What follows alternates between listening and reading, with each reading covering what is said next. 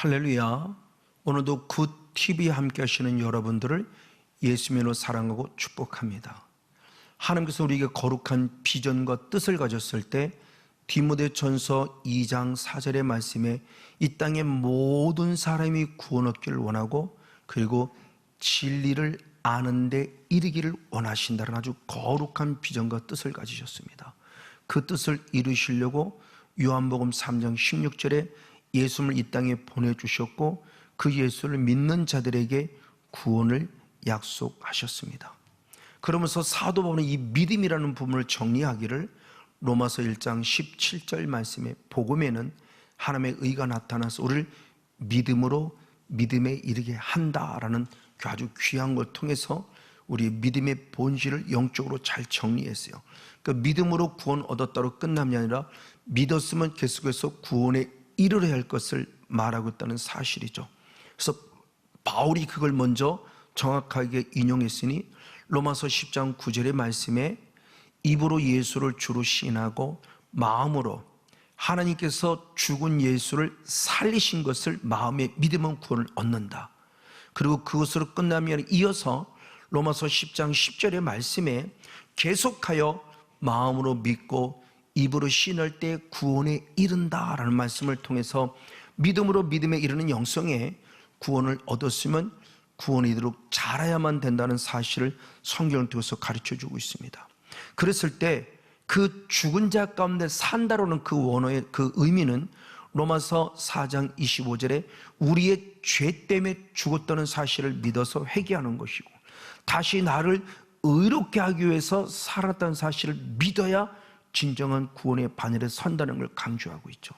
베드로도 똑같은 말을 했으니 베드로전서 2장 24절의 말씀에 예수님이 십자가에 죽으신 이유는 우리 죄 때문에 죽으셨다는 것을 얘기하고 그리고 우리를 의롭게 해서 살아났다는 사실을 똑같이 베드로 표현함을 통해서 나를 위해 죽으셨고 나를 위해 사는 것을 믿을 때 구원을 얻었으면 나를 위해 죽으셨고 나를 위해 사는 것을 계속 믿음으로 나아갔을 때 그 믿음이 구원에 이르게 하는 믿음이라는 사실을 강조해 줍니다. 근데 이렇게 믿음이라는 근본이 뭐냐고 했을 때 로마서 10장 9절과 10절에 앞서서 로마서 10장 8절에 말씀했을 때 말씀이 내게 심히 가까워 그 말씀이 내 입에 있음에 입으로 주를 시인해 구원 얻는 것이고 그 말씀이 내 마음에 있음에 내 마음속에 있는 말씀대로 죽으시고 살은 믿을 때 구원을 얻는다고 표현하며 우리의 구원의 근본이 하나님의 말씀을 다시 한번 정확하게 상기시켜주고 있습니다. 이에 베드로도 똑같은 말을 하죠. 그래서 베드로전서 1장 23절에 우리가 거듭난 것은 썩지 아니할 씨 하나님의 살아있고 항상 있는 말씀으로 되었다는 사실을 강조해요. 말씀을 떠나서 우리가 구원을 얻을 수 없다는 걸 표현하는 거죠. 그런 대표적인 예로 이스라엘 백성을 애굽에서 구원했어요. 즉 죄로부터 구원했어요. 그리고 시내산에 올랐을 때 가장 먼저 주신 선물이 뭐냐? 사도행전 7장 38절의 말씀에 살아있는 말씀을 선물로 주셨다. 그 살아있는 말씀 물론 그때 당시로 본 출애굽기 20장의 10계명과 그 이후에 613가지의 계명 율법을 주셨죠. 이게 살아있는 말씀이에요. 즉 구원받은 자에게 광야교회로 들이신 이후 주신 첫 번째 선물이 구원받아 주신 선물이 하나님의 말씀이다. 그럼 나는 과연 어떻게 살아갈 것이고 무엇으로 살아갈 것을 알게 되죠. 예수를 나의 구원자로 믿는 자는 말씀으로 살아가야 되고 말씀으로 인해 살아야만 한다는 사실을 가르치고 있다는 사실이죠. 맞아요. 그럼 왜 말씀이 필요하냐? 로마서 10장 17절 말씀에 믿음은 들음에서 나며 할렐루야 들을 때 그리스도의 말씀을 듣는 것이다. 말씀을 들을 때 믿음이 생긴다는 것을 강조하면서 들어야 할 것을 말씀하셨어요. 그리고 계속해서 말씀을 들으면서 어떻게 되느냐? 대표적으로 베드로전서 2장 2절의 말씀에 갓난 아이들같이 순전하고 신령 가져서 사모하라. 왜? 구원에 이르도록 자라게 하려 함이라. 아멘. 구원을 얻은 말씀 때문에 그럼 구원이 이르도록 자라야 돼요. 무엇으로? 말씀으로.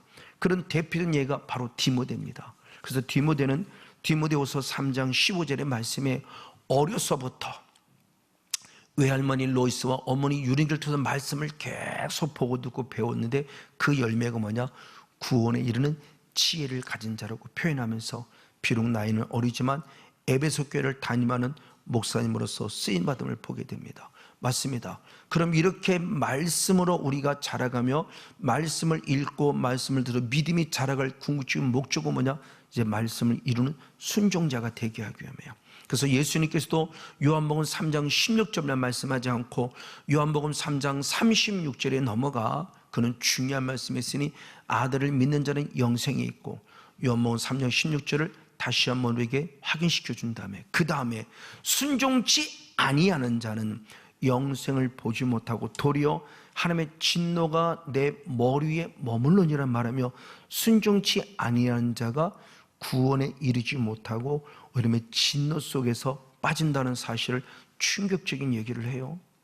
이 순종은 복 받는다, 복 받지 않는다는 순종을 말하는 게 아니라 구원의 문제와 연결된 순종을 말하고 있다는 사실은 대단히 예민함을 가져야 돼요. 왜? 말씀을 들은 자 믿음 안에 섰고 믿음 안에 섰기 때문에 그 믿음 안에서 순종해야 되는 거예요. 그래서 이 순종을 우리 보고 순종하라고 요구한 것이 아니라 주님 먼저 본을 보여주셨죠. 그래서 히브리서 5장 8절과 9절 말씀에 예수님은 하나님의 아들이시라도 고난 중에 순종을 배워서 당신이 온전해졌어요. 그래서 자기 예수님께 순종하는 모든 자들에게 구원의 본, 구원의 근원 되주셨어요. 너무너무 중요해요. 순종 자체가 구원을 얻은 자가 구원에 이르느냐 구원에 이르지 못하는 통로가 되는 사실을 가르쳐주고 있기 때문이다. 맞습니다. 그래서 이 순종이 얼마나 중요한지 야고보서 2장 22절의 말씀은 믿음은 행함과 함께 이라고 행함으로 믿음이 온전해진다. 우리의 믿음이 온전해지는 믿음까지 자라야 돼요. 믿음으로 믿음에 이른다는 것은 믿음으로 온전한 믿음에 이를 것을 말하죠. 그래서 히브리서 10장 22절의 말씀에 참마음과 온전한 믿음으로 하나님께 나아간다고 말하며 우리의 믿음이 온전한 믿음, 즉 말씀에 순종하는 믿음을 통해서 승리할 것을 말씀하고 있습니다. 이것이 고로 열매를 맺는 거예요. 그래서 골로새서 1장 6절 말씀을 하나님께서 말씀을 들었고 은혜를 깨달은 날부터 그 말씀에 순종했기 때문에 열매를 맺어 자란다라고 표현하면서 열매 맺음의 모습 말씀하고 있습니다.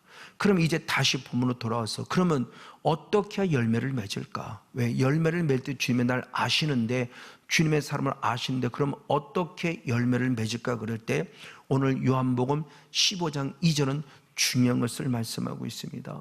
요한복음 15장 2절의 말씀에 주께 붙어 있는데 열매를 맺지 못하는 가지는 제하여 버린다 그래요. 그러면서 더 좋은 열매를 맺게 우리를 깨끗한다고 표현해 주고 있어요. 그건들이 상반절 말씀을 한번 보려고 하는데 중요한 얘기가 되어져 있어요. 그러면서 요한복음 15장 1절 말씀에 나는 포도나무요 아멘 아버지는 농부시라. 예수는 포도나무고 하나님은 농부이시고 우리는 그에 붙어있는 가지임을 말해요. 그러면서 이렇게 됐을 때 요한복음 15장 16절의 말씀에 바로 하나님의 자녀가 있는 우리들에게 뭐냐냐 열매를 맺게 하신다. 그래서 열매를 맺되 항상 열매를 맺게 하신 하나님이에요. 이렇게 하나님께 항상 열매를 맺는데 그럼 어떻게? 요한복음 15장 4절은 주께 붙어 있을 때 주께 붙어 있으라 그러면서 절로 열매를 맺는다고 말하며 분명히 우리에게 은혜를 약속하고 있어요. 자, 그러면 대단히 궁금해집니다. 왜 주께 붙어 있으면 절로 열매를 맺게 하신다고 했는데 우리도 예수를 믿으면서 얼마나 주님께 붙어 있으려고 발버둥 쳤습니까? 근데 이 구원의 은혜 가운데 살아가지만 대단히 안타깝게 열매를 맺지 못하는 자가 있다고 그래요. 뭐지? 주께 붙어 있으면 저절로 열매를 맺는데 왜 열매를 맺지 못하는 자가 있지? 그리고 그 열매 맺지 못하는 나무를 가지를 제거한다 그래요. 붙어 있으면 절로 열매를 맺는데 왜 열매를 맺는다고 했는데 왜 열매를 맺지 못하는 자가 있다고 하지? 이것을 우리가 이치상으로는 깨달을 수 없어요. 이거는 영적으로만 깨달을 수 있는. 예수님 안에 있는데 열매 맺는 게 당연한데 열매를 맺을 때 열매를 맺지 못함으로 제거되게 한다. 이게 뭐지? 제거된다는 거예요. 이것이 지금 우리들이 주는 영적 교훈은 과연 무엇일까요? 바로 이런 부분 속에 지금도 우리에게 영적인 의미를 알려줄 때 이것이 우리의 남아있는 영적 찌꺼기예요. 영적 혼합물이에요. 그래서 이사야 1장 25절 26절 말씀에도 너희에게 있는 영적 찌꺼기, 영적 혼합물을 제거해서 처음과 같이 본래같이 회복돼야 한다. 그래야 너희들이 바로 의의 성읍이고 신실한 성읍이라 인정받는다고 말해요. 처음같이 회복되려면 영적 찌꺼기를 제거해야 돼요. 우리에는 영적 찌꺼기, 영적 혼합물들 무엇이 있을까요? 많은 것들이 있을 거예요. 하나님이 가장 싫어하는 것은 내가 의도하지 않았지만 우상 숭배의 영성이 우리 영적 찌꺼기가 돼서 우리들 삶을 너무너무 공고 그걸 제거한다고 그래요. 제거한다는 의미는 결국 뭐냐? 심판의 의미를 가지고 있죠. 그래서 마태복음 13장 40절의 말씀에 보면 영적 찌꺼기 가라지를 거두어서 지옥불에 집어넣는데 세상 끝에도 이러할 것이다. 지금 비유를 말한 거예요. 가라지를 제거해서 지옥불에 집어넣는 세상 끝, 마지막 때 주님도 똑같이 영적 찌꺼기 가라지들을 걸러내서 결국 지옥불에 던지다는 끔찍한 얘기를 하는 겁니다. 바로 이것을 또 다른 각도로 보면 마태복음 12장 28절 말씀에 성령을 힘입어 귀신을 쫓아낼 때 하나님의 나라가 이루어지는 영적 싸움의 원리를 그대로 가르쳐 주는 거예요. 자, 그러면 누가 주님 앞에 붙어 있으면 절로 열매를 맺는데 왜 주님 앞에 붙어 있음에도 불구하고 열매를 맺지 못하는 가지가 있을까요? 그건 누구를 말할까요? 성경적인 근본으로 본다면 바로 유대인을 말해요. 이 유대인은 곧 오늘날 말하면 예수님을 나의 구원자로 믿는 크리스찬, 오늘 우리들을 말하고 있다고 할 수도 있습니다. 하나님은 이스라엘 백성을 가장 먼저 첫 번에 애굽에서 구원하고 출애굽기 19장 6절 말씀에 너희는 구속의 은혜를 이끌어갈 제사장 따라요, 너희는 거룩한 백성이라고 말하며 이스라엘 백성들을 마음껏 축복하는 것을 볼 수 있어요. 더 나아가 이사야 43장 1절 말씀에서는 야곱을 창조하신 하나님, 이스라엘을 구원하신 하나님이 말씀하기를 내가 너를 구속하였고 내가 너를 지명하여 불렀나니 너는 내 것이라고 말하며 확실한 거룩한 비전을 주시면서 우리들이 구원받은 백성이요 전 세계를 이끌어갈 세상 나라가 된다고 표현해 주고 있습니다. 이걸 좀 더 또 다른 각도로 보면은 분명히 구원은 얻었는데 이것을 이사야나 예레미야는 최고의 극상품의 포도나무였다. 근데 나중에 타락해서 들포도가 됐고 이방 나라의 열매를 맺은 악한 가지가 됐다고 책망해요. 그래서 먼저는 이사야 5장 2절 말씀에 최고의 극상품 포도나무를 심었다, 이스라엘 백성. 근데 나중에 누구냐? 들포도가 됐다. 타락했다. 최고의 극상품이 타락해서 들포도가 된 거예요. 이걸 예레미야 똑같이 말했어요. 예레미야 2장 21절 말씀에도 순전한 참 종자, 참 귀한 포도나무 심었습니다. 근데 마지막 때는 이방 포도나무에 악한 가지가 됐어요. 제상 나로 삼았고 하나님의 거룩한 백성으로 삼았고 너는 내 것이라고 구속하여 불러나니 말씀으로 축복하셨는데 타락했어요. 최고의 좋은 포도나무가 타락했어요. 유대인의 변질을 말합니다. 그래서 하나님의 형상으로 지음받은 아담과 하와가 에덴으로 쫓겨나는 순간 잃어버린 양이 됐죠. 그래서 주님께서도 누가복음 예레미야 50장 6절의 말씀을 내 백성은 잃어버린 양이다 표현하며 구원을 잃어버린 양들이 우리들의 모습을 보여줘요. 구원을 얻었다가 구원을 빼앗겨 구원을 잃어버린 양이라고 표현해 주고 있어요. 그래서 예수님이 이 땅에 오신 목적도 말씀하기를 누가복음 19장 10절과 47절 말씀에 10절의 말씀에 말씀할 때 나는 잃어버린 이를 찾아 구원하려 왔다고 그래요. 근데 47절의 말씀에 보면 그를 복음으로 가르치는 예수 그리스도를 대제사장을 비롯한 서기관들이 죽이려고 꾀하는 사건이 벌어져요. 이게 오늘 현실이에요. 주님을 최고의 극상품인데 타락했어요. 그래서 오늘 잃어버린 양을 찾으러 오시는데 그분이 그 예수를 죽였어요. 이게 오늘 제가 범하고 우리들이 범한 죄를 말합니다. 그래서 이런 자를 누구라고 그러냐? 대표적으로 서문학교에 침투하는 유대인들입니다. 예수를 믿는 사람을 괴롭히는 유대인이에요. 그래서 계시록 2장 9절의 말씀에 자칭 유대인인데 예수 믿는 사람을 괴롭힐 때 이들을 누구냐? 사탄의 회라 그래요. 이걸 다른 번역본을 통해서 본 새 번역본을 본 사탄의 물이라고 표현했고 현대어 성경을 보면 사탄의 앞잡이다 이렇게 표현했어요. 자, 구원받은 하나님의 백성이 사탄의 도구가 돼서 불의의 병기로 쓰임받아 예수를 나의 구원자로 믿는 자를 박해할 때 자칭 유대인이에요. 열매 맺지 못하는 가지가 유대인이에요. 왜 열매를 맺지 못하느냐? 시작은 너무너무 정상적으로 아름답게 시작했는데 마지막을 잘못 맺고 있는 거예요. 최고의 극상품이 이렇게 타락해서 들포대가 되고 이방의 그 도구들의 악한 가지가 되고 말았다는 소리, 끔찍한 일을 주어집니다. 그런 대표적인 삶을 살아간 자가 바로 누구냐 그랬을 때 바로 바울이었어요. 바울의 존재도 누구냐 그랬을 때 디모데전서 1장 13절의 말씀에 나는 비방자였고 박해자고 폭행자였다. 그러나 그런 말합니다. 내가 주님을 믿지 아니할 때 알지 못하고 범한 자다.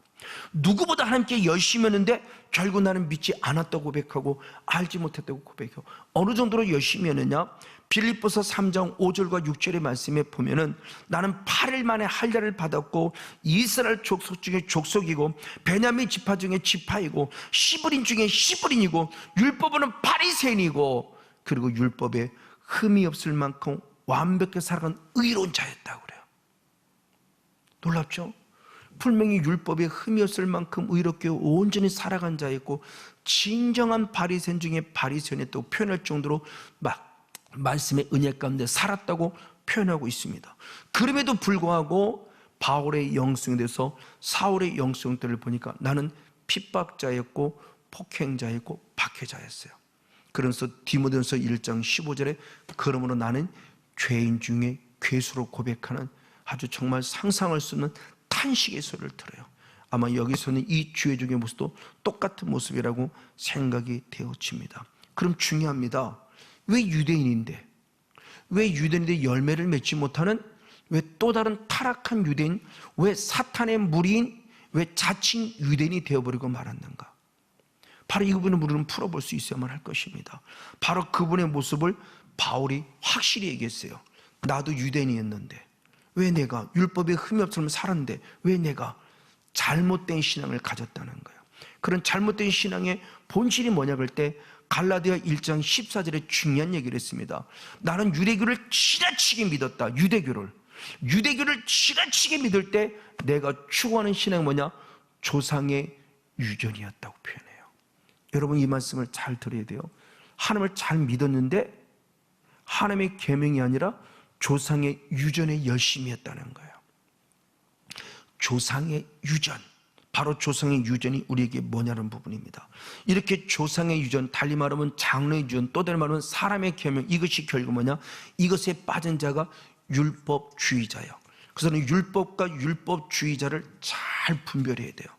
율법이 어느 곳에서는 긍정적으로 기록되어 있고 어느 곳은 부정적으로 기록되어 있고 그것을 분별할 줄 알아야 율법이라는 본질을 알아야 사람의 계명에 따른 율법주의자가 분별이 되져요. 율법 자체를 부정적으로 여기서는 안 돼요. 율법주의자는 하나님의 계명이 아니라 사람의 계명을 따른 것임을 바울 스스로가 고백을 했어요. 그런 대표적인 예를 예수님이 친히 말씀하셨습니다.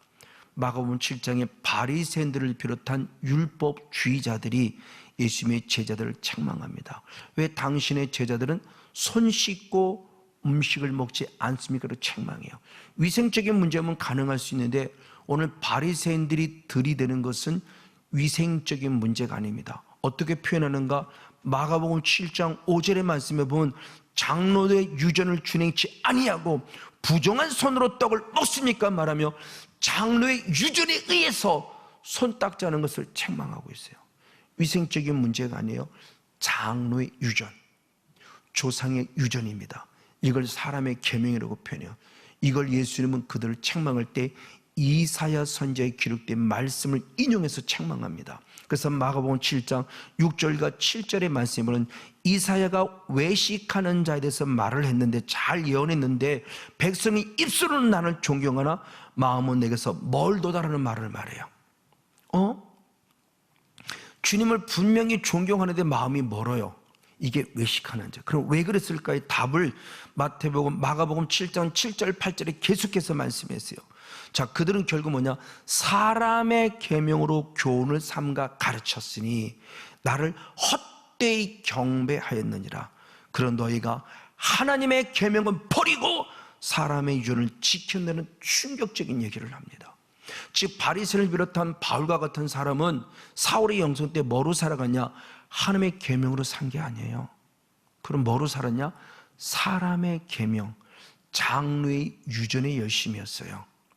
하나님의 계명 10계명을 비롯한 613가지의 율법의 계명을 따른 것이 아니라 사람의 계명을 따랐어요. 사람의 계명의 대표적인 손 닦고 음식 먹어 이거예요. 손을 깨끗이 하라는 의미인데 그 손을 깨끗이 하는 의미를 그렇게 표현하고 있다는 겁니다. 제가 부족하지만 한 20여 년 전에 성지 순례를 다가오다니 이렇게 깨달은 부분이에요. 자, 제가 7층인가 있어서 이제 토요일 날 나가야 될 때 토요일 날 나가기 위해서 엘리베이터를 탔는데 층층마다 서요. 너무 궁금했어요. 누르지도 않았는데. 그리고 사람이 타는 것도 아닌데. 그래서 가이드에게 물었더니 왜 층층마다 씁니까? 그랬더니 이 버튼, 층을 누르는 버튼도 일이기 때문에 이걸 눌러서 일하지 않게 하기 위해서 층층마다 쓴다는 거예요. 그게 사람의 유전이에요. 그게 장로의 유전이에요. 그것이 깨져야 되는 것이죠. 그리고 통곡의 벽을 갔을 때 우리가 사진을 찍었는데 누군가 와서 사진을 못 찍게 해서 왜 그러냐 그랬더니 이게 찻다를 누르는 게 일이라는 거예요. 그러니까 안식일날 일하지 말라는 거죠. 이게 장로의 유전이에요. 하나님의 계명에 안식일날 일하지 말라는 의미를 완전히 무색시키는 잘못된 것들을 가르치는 이 장로의 유전, 손 닦고 먹지 않았다고 책망하는 이들, 이게 율법주의자들. 버튼을 누르는 것을 일했다고 말하며 일하는 자를 책망하는 바로 율법주의자, 이것을 주님이 원하지 않는다는 걸 말합니다. 이 말을 달리 말하면 사사기 21장 25절의 말씀에 결국 뭐냐? 자기 소견에 옳은 대로 살아가는 잘못된 신앙이에요.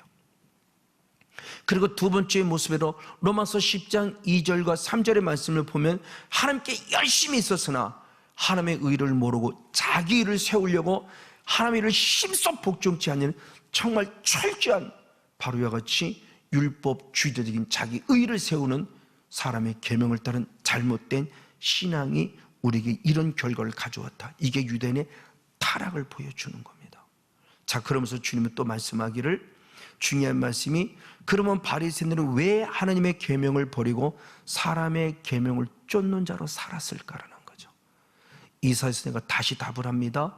이사야 29장 10절의 말씀에 보니 깊이 잠들게는 영이 우리 안에 임해서 선지자의 눈을 가렸고 선견자의 눈을 가려서 말하지 못하게 하고 그리고 보지 못하고 듣지 못하게 한 결과예요. 목회자, 오늘날만 목회자를 타락시켜 누가? 잠자는 영. 이게 실제 영이란 세계를 기억해야 돼요. 이런 영들이 성곤용 목사의 눈을 가리고 귀를 가리고 입을 가려서 보고도 보지 못하고 깨닫지 못하게 해서 말하지 못하게 함으로 진정한 복음이 변질되게 한 거예요. 이게 목회자의 책임이고 그 말씀을 들은 바로 성도들의 책임된 모습을 보여주는 거죠. 그래서 마태복음 23장 33절에 주님도 이 바리새인을 정말 독사의 자식들아, 너희들이 지옥의 판결을 피해가니 말하며 바로 현대판 유대인 우리들은 똑같이 말해요. 율법주의에 빠지는, 즉 사람의 계명에 빠져있는, 신학을 무시하는 건 아니지만 신앙이 신학보다 위에 서야 되는데 지금 신앙보다 신학이 위에 서서 신학 누가 얘기했어요?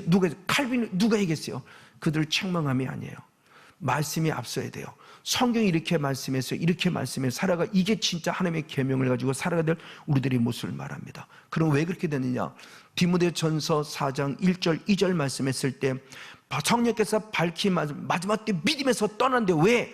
미혹하는 영과 귀신의 가르침을 쫓았기 때문이고 그 결과 양심이 화인 맞아서 외식과 거짓말하기 때문이라는 겁니다. 이것이 실제의 모습이에요. 오늘 나와 우리의 모습. 그래서 나의 모습도 내가 지금 잘못된 모습에 빠져있진 않은가, 믿음에 떠났진 않은가, 정신 바짝 차려야 됩니다. 그럼 어떻게 되냐? 성령을 선물로 받아서 사탄을 멸해야만 합니다. 그래서 사도행 2장 38절 말씀에 성령을 선물로 받아서 죄사함을 받고 회개의 죄사함 성령을 선물로 받으라. 이걸 사도들이 좀 더 구체적으로 말했어요. 디모데후서 2장 25절 26절 말씀에 회개하라, 진리를 안다. 진리를 아는 자는 마귀를 쫓아낸다. 마귀를 쫓아낸 자는 예수님께 사로잡힌다. 예수님께 사로잡힌 하나님의 뜻대로 산다. 진리를 아는데 이뤄야 돼요. 구원받은 자. 그래서 다시 한번 회개해서 진리 안에서 영적 싸움을 싸워 우리는 원하는 것들을 제거해 버림으로 영적 지식이 제거된 만큼 확실하게 서서 하나님의 나라를 멋지게 이루고 하나님의 살아계심을 간증하는 복된 주인공 우리 모두가 되어지기를 예수님의 이름으로 간절히 축복하고 축원을 드립니다.